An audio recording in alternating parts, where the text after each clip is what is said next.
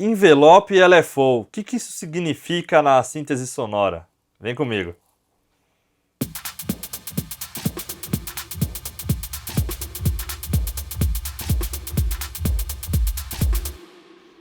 Bom, eu vou tentar fazer um vídeo curto falando brevemente o que o envelope faz, o que um LFO faz na síntese sonora, e é importante que você saiba que isso não é nada de sete cabeças, é um negócio super simples e que se você entender, certamente você vai deixar o seu som bem melhor e vai ter bem mais controle. Essa dica vale bastante também para quem gosta de usar preset. Não tem nada de errado em usar preset, mas às vezes você acha um preset que tá quase lá e você não sabe como é que altera ele e deixa ele melhor com o som que você procura, né? Então a gente vai ver como é que a gente usa o envelope e o LFO de maneira correta e talvez isso desmistifique algumas coisas e você deixe seu processo mais fluido para criar um timbre. Eu estou aqui no Live 10 utilizando o novo Wavetable e ele é bem simples de mexer, né? E ele possui aqui, ó, 3 envelopes, sendo que o primeiro ele chama de amp, e 2 LFOs. Para que basicamente serve isso? O envelope tradicional, para quem já ouviu falar, ele tem uma sigla que é basicamente as letras A, D, S e R, que significam Attack, Decay, Sustain e Release. Então, no envelope do Wavetable, eles estão aqui embaixo, ó, ADSR, tem nos 3 envelopes isso aqui, tá bom? E você vai encontrar isso em diversos sintetizadores, às vezes somente a sigla do ADSR, às vezes vai estar escrito Attack, Decay, Sustain, Release. Basicamente, são momentos de uma síntese sonora. Então eu tenho um som que está cru aqui, que é esse. Não tem nada nesse som, a gente vai tentar dar uma torneada nele aí, fazer um shape legal. Então basicamente, no primeiro envelope, que ele chama de amp, é o envelope responsável pelo volume do som que você está tocando. A letra A, que seria o attack, ele determina quanto tempo vai levar para o seu som atingir o pico máximo de volume, né? Que isso vai ocorrer basicamente na hora que você toca a nota, que seria o ataque da nota, né? Então, se você coloca, por exemplo, 0 milissegundos, você aperta a nota e ele já começa com o som no máximo volume daquela nota. Se você colocasse, por exemplo, mais tempo aqui, vamos colocar lá 500 milissegundos, que vai dar meio segundo. Ele vai levar meio segundo para chegar até o volume final da nota.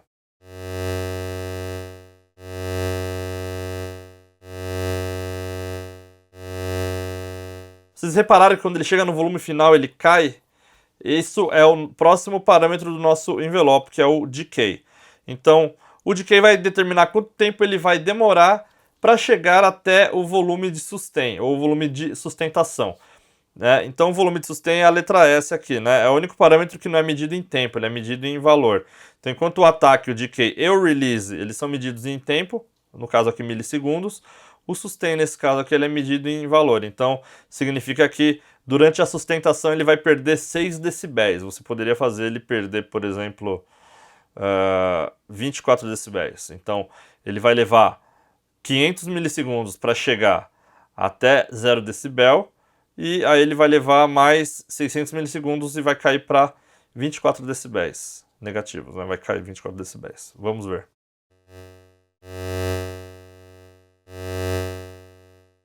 Ele está caindo muito rápido, eu quero deixar essa queda mais lenta, então a gente vem no decay e aumenta essa queda. Então vai demorar, por exemplo, 3 segundos para cair.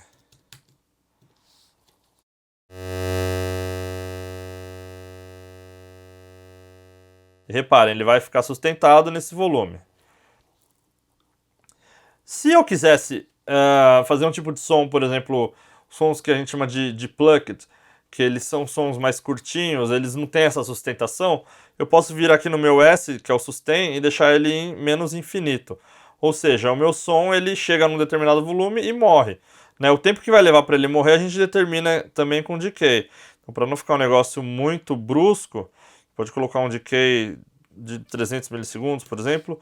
Coloco o ataque em 0 milissegundos, porque eu toco a nota, ele já toca e já cai, né? E aí ele fica sem volume depois desse tempo. Vejam.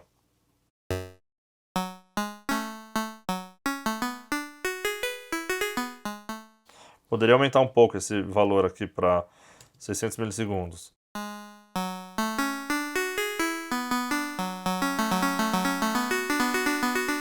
Enfim. E se eu mantiver uma sustentação do meu som, que é colocando o sustain novamente aqui, vamos colocá-la, por exemplo, no -6, que era o inicial, né?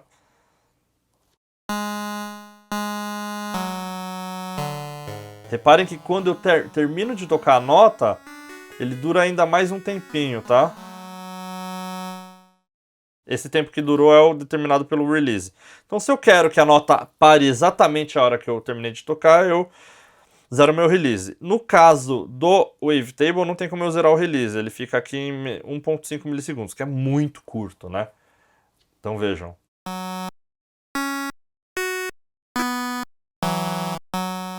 É praticamente instantâneo essa redução da duração da nota. Aí, a partir do momento que eu solto a nota ou que eu faço o release da nota, ok?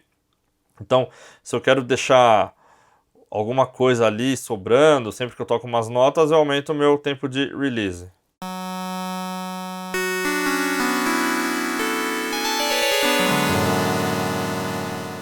Olha que coisa, enfim, suspense, né? Poderia até colocar um pouco de ataque aqui, ó. Fica bem característico de pad esses sons, né, ó.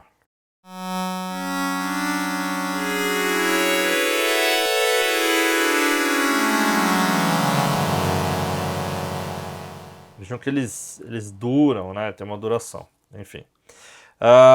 Esse envelope que eu estou mostrando para vocês, basicamente é um envelope no amp, que é o responsável pelo volume da nota.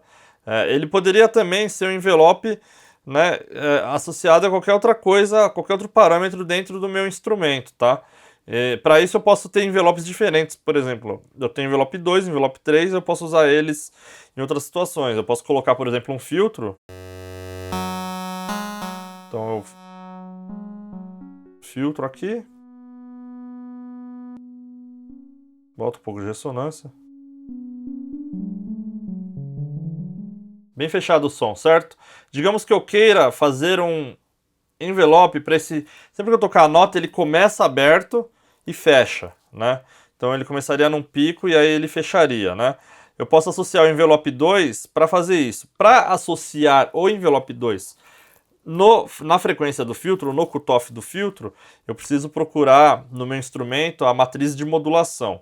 Então isso muitas vezes é uma janela à parte, no caso do Wavetable é esse caso. Você tem aqui Matrix, e aí você pode associar aqui, por exemplo, ó, Filter on Frequency. Eu pego aqui o envelope 2, que eu vou mexer lá e associo aqui, ó, vou colocar 100, né, que ele vai considerar 100% do envelope.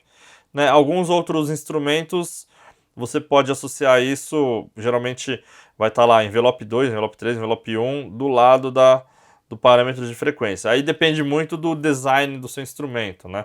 Enfim, aqui no caso do Wavetable, você tem uma matriz de modulação. Então aqui eu estou dizendo o quê? Que a frequência do meu filtro 1, ela está usando 100% do envelope 2.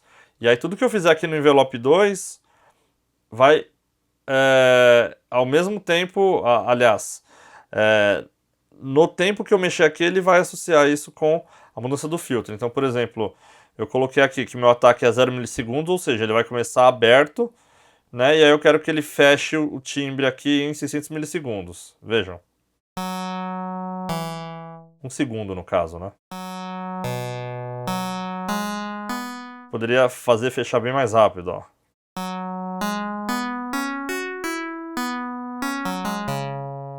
Fica quase aquele som plucked, mas como ele tem a sustentação do outro envelope, que é o envelope do amp, ele vai continuar tocando, porém mais fechado, né? Se eu quisesse fazer assim um efeito em que quando eu toco a nota ele abre o filtro e depois fecha, eu venho aqui e coloco ataque, né?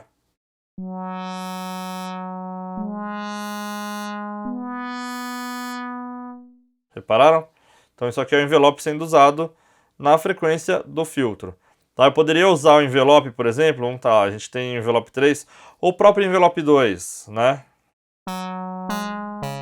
Eu poderia vir aqui na matriz e associar o envelope 2 também com o pitch, né, que seria a nota que eu estou tocando. Então se eu colocar aqui, ó, né? Aqui ele vai até 48, significa que o ponto máximo do pitch é 48 semitons ou 4 oitavas, né? Então, o que ele vai fazer? Ele vai demorar 29 segundos para subir 4 oitavas e depois ele cai para 19% aqui de 4 oitavas. Aí teria que fazer a conta, né? Vai dar esse efeito aqui, ó.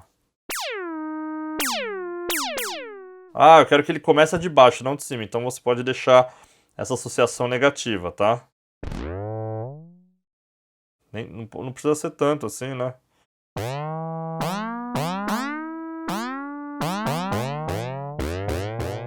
Enfim, aí dá para experimentar. Ou você pode usar o envelope 3, um envelope específico só para o seu pitch, por exemplo, né? Então eu vou desenhar o envelope 3 aqui só para ele, ó. Posso deixar?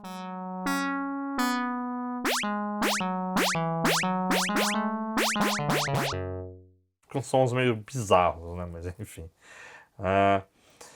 Beleza, envelopes? É simples, gente. Não tem segredo, né?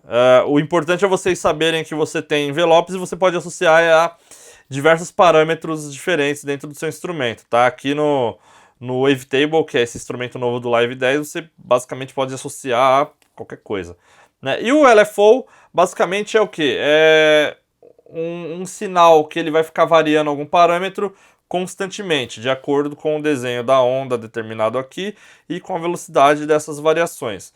Por exemplo, eu posso colocar um LFO para ficar variando a frequência do meu filtro. Então eu pego aqui o LFO1, venho aqui na minha matriz, mesma coisa, eu tenho LFO1, e aí eu vou tirar o envelope aqui do meu filtro e eu vou colocar o LFO1. Então vamos colocar lá 100%. Vejam que ele está variando aqui, ó. Então, o LFO basicamente eu tenho o rate, que é a frequência que eu quero que varie, né? Posso aumentar, né? Vamos tirar esse do pitch, esse envelope do pitch. Quero deixar só o LFO.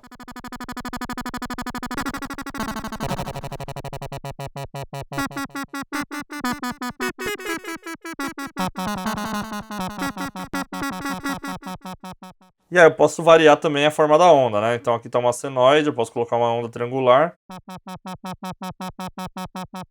Uma dente de serra, ou sawtooth.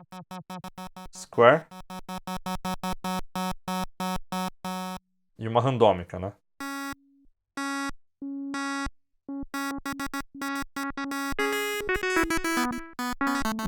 Por exemplo, se eu coloco uma sawtooth aqui, ó, ou uma sine, perdão.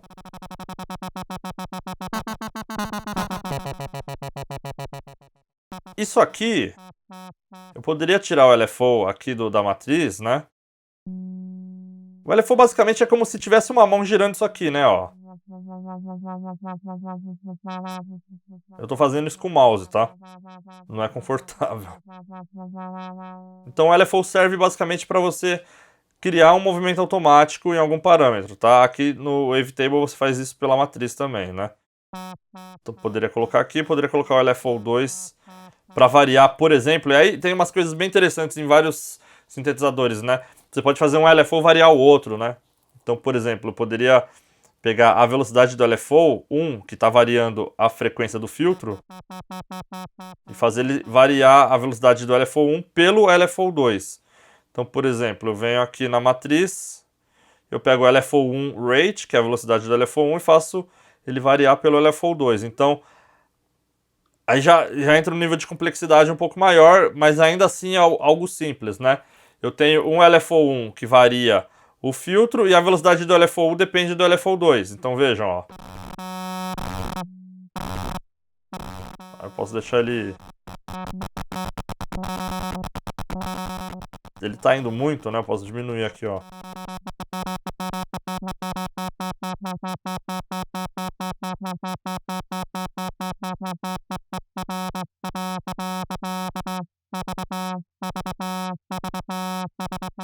Você começa a fazer uns sons mais complexos, né?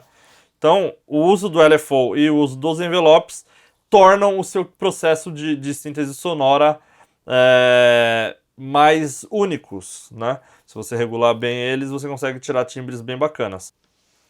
É isso aí, esse foi mais um tutorial de síntese sonora explicando envelopes ADSR e LFOs. Espero que você consiga melhorar suas produções utilizando essas técnicas aí no seu synth, seja o Wavetable ou qualquer outro synth do Live, do Logic ou de qualquer outro software, um plugin externo ou até mesmo o seu hardware. O importante é que na síntese sonora o envelope é igual em qualquer um que seja o mecanismo, ok? Dúvidas? Aí embaixo nos comentários. Se você curtiu, dá o like. E se você não se inscreveu no canal, se inscreve aí, compartilha com os amigos. Brigadão, valeu!